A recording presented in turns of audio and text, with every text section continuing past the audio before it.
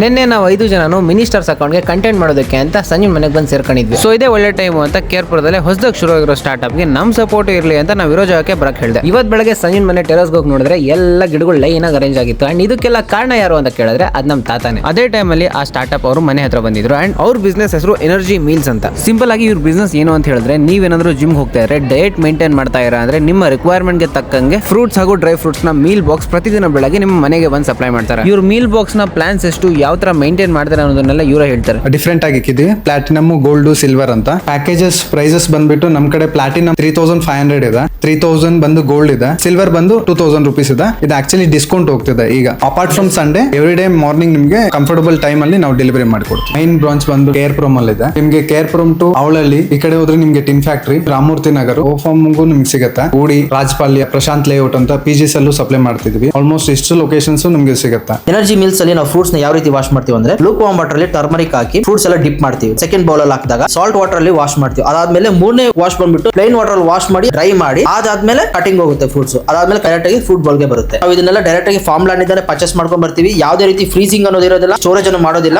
Morning ಎಲ್ಲ clean ಆಗಿ process ಮಾಡಿ ಡೋರ್ ಡೆಲಿವರಿಗೆ ಕೊಡ್ತೀವಿ. ಆಲ್ಮೋಸ್ಟ್ ಈಗ 20+ ಆರ್ಡರ್ಸ್ ಅನ್ನೋದು ಆಲ್ರೆಡಿ ಸಪ್ಲೈ ಮಾಡ್ತಿದೀವಿ. ಈಗ ಏನಾದ್ರೂ ನೀವು ಆರ್ಡರ್ ಮಾಡಿದ್ರೆ April 1st ಇಂದ ನಾವು ಡೆಲಿವರಿ ಮಾಡ್ಕೊಡ್ತೀವಿ. ನಮ್ದು ಡೆಲಿವರಿ ಟೈಮಿಂಗ್ ಬಂದು 6:30 ಇಂದ 10:30 ತನಕ ನಿಮ್ಗೆ ಸಿಗುತ್ತೆ. ಬ್ರೋ ಒಂದು ಕೊಡು, ಒಂದು ಬ್ರೋ